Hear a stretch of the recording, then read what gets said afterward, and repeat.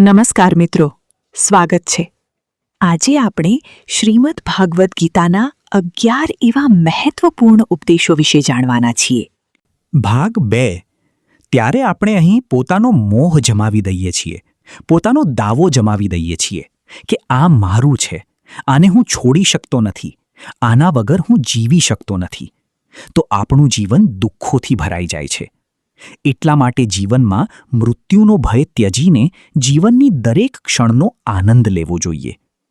ગીતાનો ચોથો ઉપદેશ એ છે કે મન અને વિચારોને નિયંત્રિત કર્યા વિના જીવનમાં ક્યારેય શાંતિ અને સુકૂન મળવાના નથી. અર્જુને શ્રી કૃષ્ણને કહ્યું કે મારું મન સાચું ખોટું બધું જાણે છે, તેમ છતાં મારા વિચારો અને મારું મન મારાથી નિયંત્રિત થતા નથી.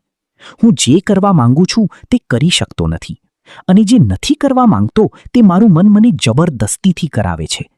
એટલા માટે હું બેચેન થઈ ગયો છું, મને શાંતિ પ્રાપ્ત નથી થઈ રહી.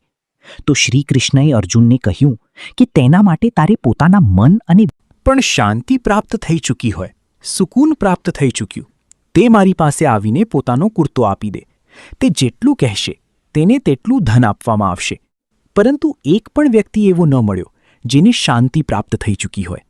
વાસ્તવિકતામાં જ્યારે કોઈ મૃત્યુ પામે છે ત્યારે જ આપણે કહીએ છીએ કે તે ફલાણો વ્યક્તિ આજે શાંત થઈ ગયો છે. પણ ક્યારે કોઈ જીવતા માણસ માટે નથી સાંભળ્યું કે એક જીવતો જાગતો માણસ શાંત થઈ ગયો છે. રાજાના સૈનિકો આખા શહેરમાં શોધતા રહ્યા. પછી તેમને એક ઝાડ નીચે એક મહાત્મા તપસ્યા કરતા કરતા દેખાયા, જેના ચહેરા પર એક શાંતિ હતી, સુકૂન હતું. તે સૈનિકો તે મહાત્મા પાસે આવીને પૂછવા લાગ્યા કે શું તમે શાંતિ પ્રાપ્ત કરી લીધી છે, સુકૂન પ્રાપ્ત કરી લીધું છે?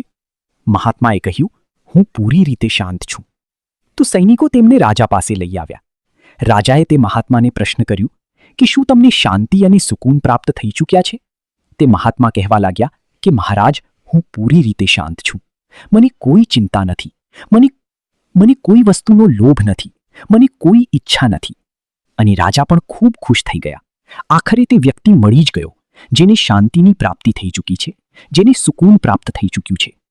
તો રાજા તે મહાત્માને કહેવા લાગ્યા કે હે મહાત્મા, તમે કૃપા કરીને તમારો કુર્તો મને આપી દો, બદલામાં તમે જે માંગશો હું તમને આપી દઈશ. તે મહાત્મા કહેવા લાગ્યા કે મહારાજ, સુકૂન અને શાંતિ તો મને મળી ચૂક્યા છે, પણ શું કરું, મારી પાસે પહેરવા માટે કુર્તો જ જે હું તમને આપી શકું. જ્યારે રાજાએ તે મહાત્માની આ વાત સાંભળી કે આ મહાત્મા પાસે પહેરવા માટે ક્રોધ અને લોભ એટલે કે લાલચ સર્વનાશનું કારણ છે અને નરકનું દ્વાર છે.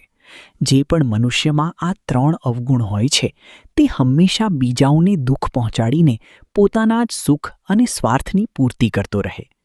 કોઈ પણ વસ્તુની હદથી વધારે વાસના કરવી, ક્રોધી સ્વભાવ હોવો અને મનમાં લોભ હોવો તે તેના જીવનના સુખને સમાપ્ત કરી દે છે.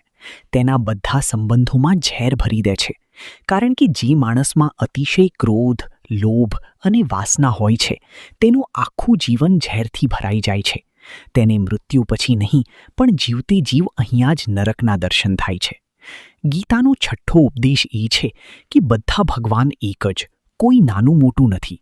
બધા એક જ પરમબ્રહ્મ પરમાત્માના અલગ અલગ રૂપ અને નામ છે. શ્રી કૃષ્ણે ગીતાના 10મા અધ્યાય વિભૂતિ યોગમાં જણાવ્યું છે કે જગતના જેટલા પણ દેવી દેવતા છે